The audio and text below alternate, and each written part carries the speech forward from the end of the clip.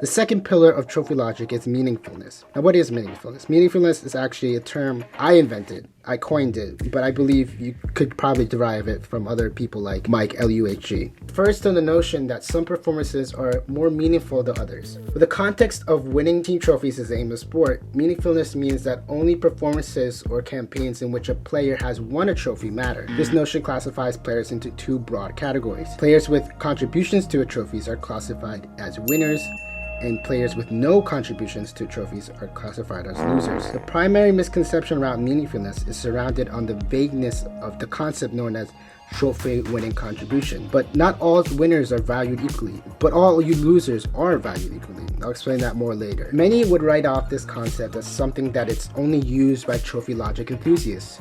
However, meaningfulness as a concept is a concept that is used by every single football fan, analyst, pundit, or whatever you want to call it. They all use it. It's just not a conscious thought process that we use or that we even had the need to classify with a name. It's kind of as a given. Something implied. I'll give you an example. Two players kick a ball. One shot is shot wide. The other shot ends up in the back of the net. It's a goal. Which would you rate more? The one that ends in the back of the net, obviously, right? But why? Seems like a stupid question. It should be implied. I mean, one's a goal, one isn't. But ask yourself, beyond that, what makes that shot better?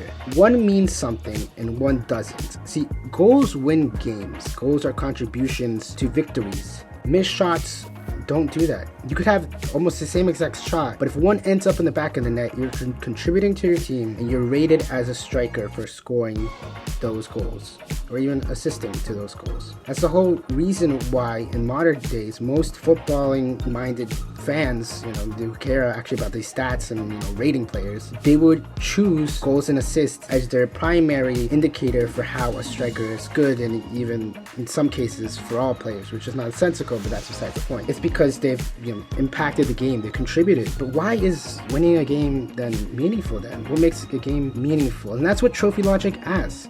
Everyone is comfortable and is fine with saying that goals are good because they contribute to wins. But trophy logic just takes it to its logical conclusion. Why is winning good? Well, winning games ends up contributing to winning trophies. And it's the same logic of reasoning, but no one really asks and goes a little further. But it makes sense. Why else would you want to win a game if it's not going to mean anything at the end? So trophy logic says that winning games is good because it helps win trophies, whether it be leagues, whether it be cup competitions. See, this logic is pretty straightforward, but not many people really think beyond what they've been told, because we're all focused on goals and assists that we don't really ask the wider implications of what that believing that goals and assists are good, or and then just contributions to a team's win regardless of position is good. But let's analyze actually that more popular held belief that trophies don't matter, or at least shouldn't be considered when rating a player. That concept of meaninglessness to them, meaningfulness, is not logical.